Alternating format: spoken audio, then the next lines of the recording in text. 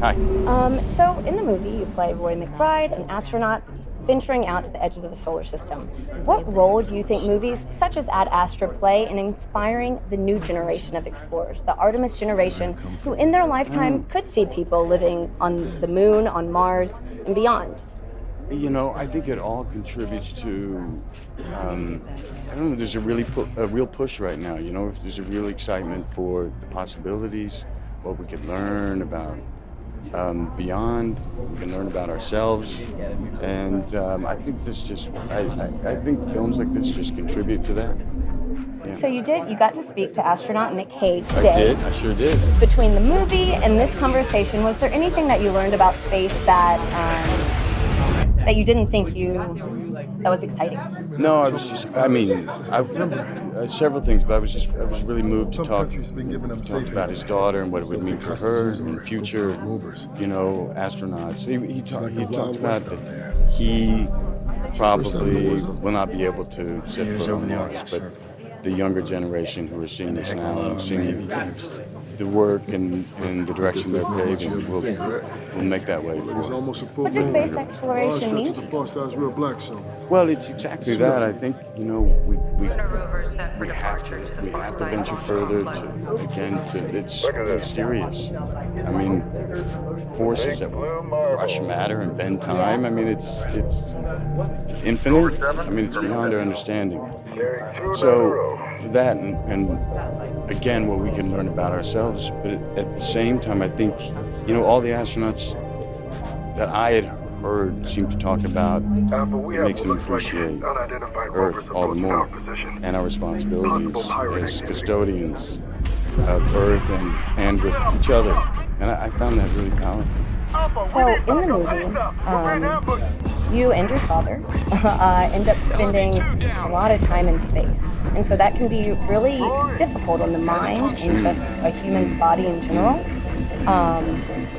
What do you have a newfound, I guess, appreciation of that in the sense of having to portray and play that character in the movie? And it was very emotional. Well, I find life on Earth, you know, the toughest thing about it is the battle of the mind. We are not clear. I repeat, we are not clear. We have multiple enemy craft in pursuit. We're using it as a metaphor to portray the loneliness that we can all feel at one time or another.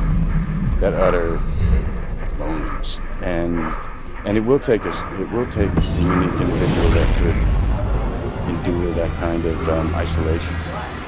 All right. Well, thank you so much. Okay. Thank you. It was a pleasure speaking with you. Thanks. Good to see you again. How are you? Hey, Hamilton, how are you? Nice to meet you. Nice to see you. So I want to talk about the fact that some of the greatest filmmakers of all time have taken their stories into space. When you look at Stanley Kubrick and James Cameron and George Lucas and Alfonso Cuarón, what did you learn from maybe some past filmmakers who've done that? Because it's not an easy thing to do, that you looked and did what they did right, maybe some of the things they did wrong to learn from. Well, those guys that you mentioned did very little wrong, which is why we love them. Far be it from me to tell you what they did wrong. Mostly I watched those movies with an eye towards what not to do, not because I wasn't blown away by them, but rather the opposite. I didn't want to repeat them and make a pale imitation. So I watched them, frankly, to try not to repeat them. When you look at Ad Astra and then obviously Lost City of Z, both very heavy when it comes to themes of fatherhood. I'm curious as to how much your own father, or you being a father, influenced the films that you made. Oh, hugely. I'm not estranged from my father. My father didn't wind up near Neptune, but that's not... Thank God. Thank God. It's your first time Lost in in the the war Amazon. Yeah. 10 years over the Arctic really is Circle. finding an emotional truth. And a heck of a lot of Army Navy games. I just felt that, you know, I guess father and there's not son much is you one have of to the say, most right? core relationships in Well, look, human it's almost a beings. full moon. Mother, son, Large mother, stretch of the daughter, far father, side's real black, It's so. essential, right? It's the Suit first, up. one of the first people you meet is your mother's your first, and the second is your father usually. So we just felt that it was almost like a very clear and beautiful thread for the story emotionally. as soon as the movie was over, I called a buddy of mine and said, it's amazing. It's kind of like, and then he said I was crazy. It's like 2001 meets Apocalypse Now. And he goes, oh, you're nuts. Am I wrong about that, or are there themes hidden somewhere in there where I'm on to something at least? No, you're absolutely right. I actually told a joke about after I screened it. A couple of friends of mine told me that. You know, a lot of these things are conscious, and then when you make the film, it turns into what it's supposed to be. And my friend said the same thing, so now I've adopted it. You know, as my own. 2001. Alpha, we need backup ASAP. We're being ambushed. But those are LRV-2 down. can only hopefully be good enough to stay. One of the things I loved about the movie is how much there is to read between the lines about the relationship between Brad and Tommy Lee Jones. There are a lot of lines in there. I'm okay. He may say it very quickly and then move on and go back and go, hey, what did you mean by that? Do you know more about their relationship just as a filmmaker than we see on the screen? We are not clear. I repeat, we are not clear. We have multiple enemy craft in pursuit. And if you show only the tip, the mystery allows us to picture the rest. But I have to come up with it. I have to understand it, even if you don't have to. So, yeah, a deep dive into it. You sense some of that. Honor, sir. The movie's a masterpiece. Thank you so much. Thank you so much for your time. I appreciate it. Thank you. Position right here.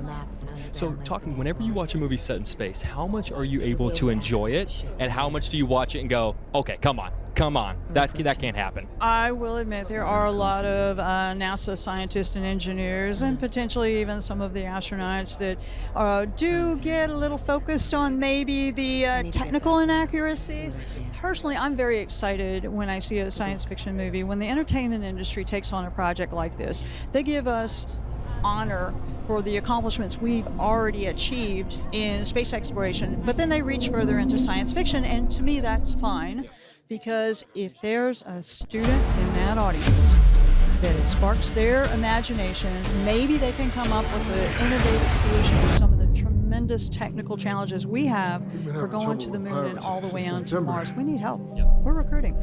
So, you need a local Chicago television reporter? There you go. Congratulations on it. Thank you so much. Thank you. It's like the Wild West out there. The NASA administrator. Pleasure to meet you. First time in the world. So I want to be honest with you. When Years you over the watch Arctic a Circle. space movie, a movie set in space, to And a what heck of a degree lot are of you them able in to the enjoy games. it, and to what degree do you watch and go, I yeah, guess that's not not right? much you ever No, see, I right? enjoy all of them. Going Well, back there's to almost a Star full moon. Wars, and Well, in stretch of fact, the far side one of my real black, favorite so- space movies of all Suit time, up. Spaceballs. Are you familiar with Barf the Mog? Come on, man. Come on. You shouldn't have a spot on this red carpet unless you're familiar with Bart. Barf the Mog is my favorite character in all of the space movies. He's half man, half dog. He's his own best friend. Who couldn't like Barf the Mog? So know this: when it comes to science fiction, when it comes to space, I think it's fantastic. I enjoy space movies, and I think it's important in this particular movie, Ad Astra. This is a reflection of what these are the kind of activities that NASA does every day.